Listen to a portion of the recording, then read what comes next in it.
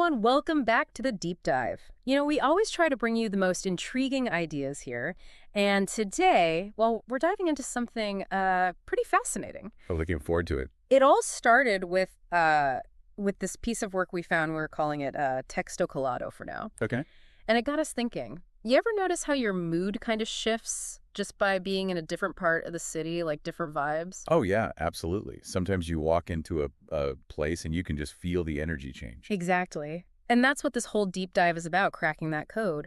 How does the urban environment, the city we live in, shape our mental well-being? Not in some obvious way, but in these subtle, powerful ways. So it's like our surroundings are a hidden architect of how we feel and think.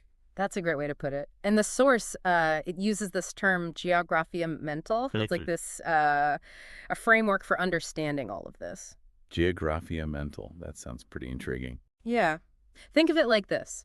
It's systematically exploring how urban spaces, like everything, the buildings, the roads, the people, the sounds, the smells. Even the air we breathe. Exactly. All of it. How it all comes together and influences our emotions, our thoughts, our behaviors, how we act, Right. So it's acknowledging that our mental state isn't just this internal thing sealed off from the world. Our surroundings are like in the mix. They're totally in the mix. And to illustrate just how powerful this connection can be, the source gives this really compelling historical example. It takes us back to 19th century Paris. Ah, Paris. City of Lights. Right. But back then they had this widespread experience of what they called hysteria, particularly among women.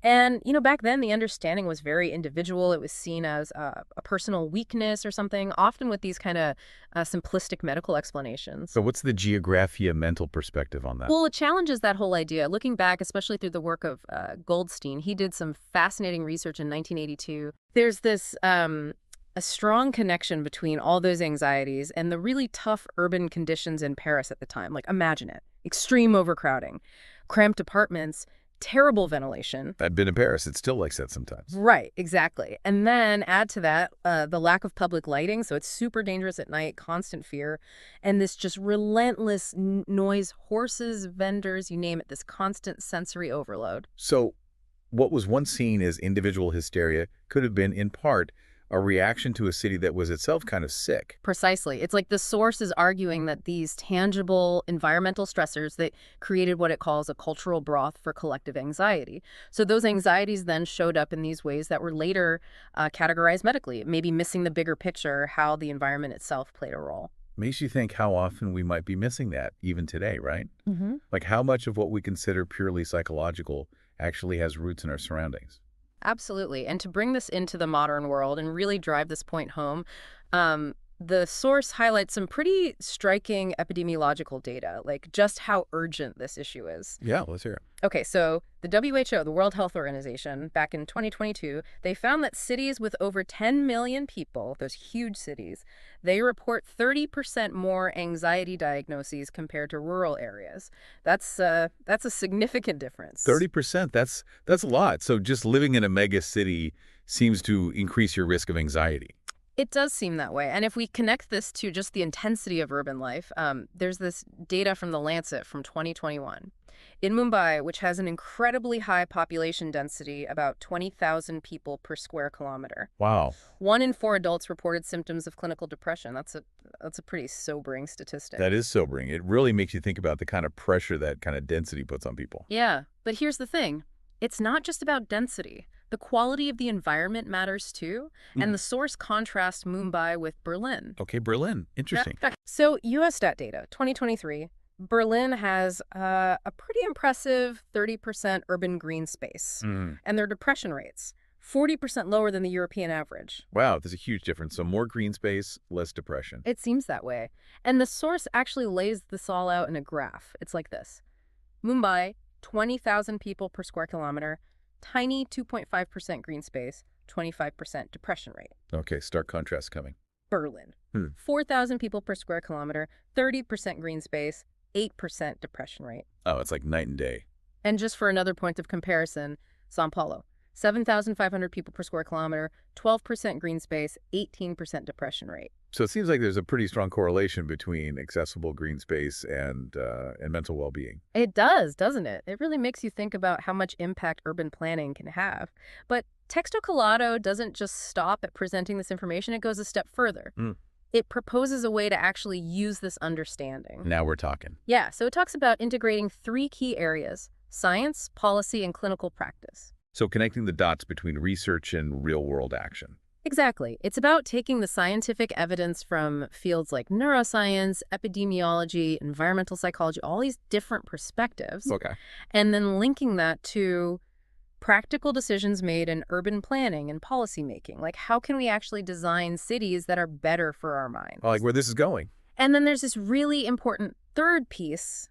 They suggest bringing these insights into clinical practice, like encouraging therapists to think about the environment as part of understanding and treating their clients. That's really interesting. Like, instead of just focusing on what's going on inside a person's head, you're also looking at their surroundings. Exactly. And they give this really compelling practical example of this integration. Oh, yeah. The Chanjation Restoration Project in Seoul. Remind me, what was that?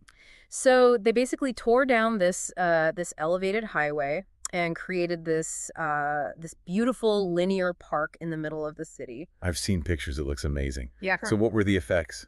Well, the source cites a study, Kim and colleagues, 2020.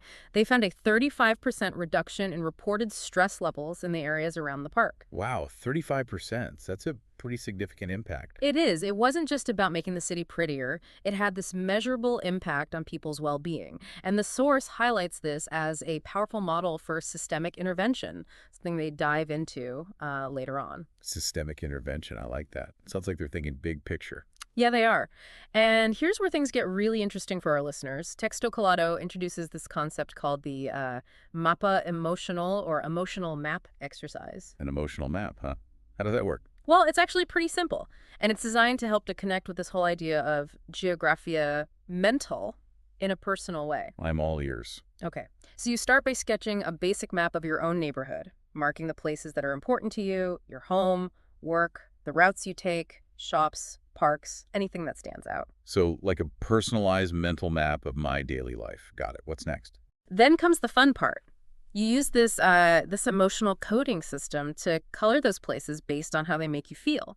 Like green for calm and peaceful areas, maybe a park, a quiet street, a cafe you like. Green for good vibes. I like it. Then red for places that tend to trigger stress, busy intersections, that crowded subway platform, maybe even your office, depending on your job. Makes sense.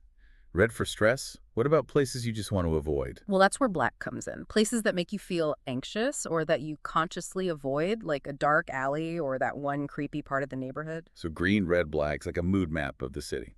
It is. And then the source provides these reflection questions, things like, how do these different environments actually influence your overall mood? And what small changes in your surroundings could maybe transform those red zones into green zones? So it's about awareness, but also empowerment, right? Like recognizing how your environment affects you and then thinking about what you can do to make it better. Exactly. The source even gives an example. They show a map created by a 28-year-old living in São Paulo. This person marked their daily commute in red, super stressful, but also found this little hidden square and marked it in green. A surprising oasis of calm. I love that. It's like finding these hidden pockets of peace in the urban jungle. It really brings the whole concept down to earth. It does. It makes it real. So I encourage everyone listening, take a moment, picture your own neighborhood. What does your emotional landscape look like? Definitely worth pondering. Now, the source also brings up this important point in a section called ¿Por qué eso importa? Why does this matter? And they highlight this powerful quote from Dr. Jane Jacobs. She said, ignoring mental geography is treating symptoms while neglecting causes. Toxic cities require collective therapies. That's a really thought-provoking statement. It's saying that if we want to address mental health challenges, we need to look beyond the individual and consider the environment as a key factor. It is. It reframes the whole conversation about mental health. And if you're intrigued by all of this, well, get ready, because the source teases that Chapter 2 delves even deeper into the theoretical foundations of Geographica mental. Oh, what's on the horizon? They're going to be exploring connections between fields like psychoanalysis, neuroscience, and urban sociology. So they're really looking at this from all angles, getting into the nitty-gritty of how our minds and cities interact. They are. And as we wrap up this initial dive into texto colado, we want you to walk away with this key message. The urban environment, it's not just some passive backdrop to our lives. It actively shapes our mental well-being in powerful and often unseen ways. So pay attention to your surroundings, folks. They might be affecting you more than you realize. Right. We encourage you to really think about your own mappa emotional, even just mentally. Consider the micro and macro factors we've talked about. How are they influencing your emotional and cognitive landscape? And this brings us to a really important question, something for you to chew on. Given everything we've explored today, how could a deeper understanding of geographia mental lead to a more holistic preventative approach to mental health? Not just for individuals, but for entire communities, for the way we design and live in our cities. It's a huge question and one worth exploring further. Thanks for joining us on this deep dive, everyone. And until next time, keep questioning, keep exploring, and keep those minds open. And keep an eye on your urban environment. It might be trying to tell you something.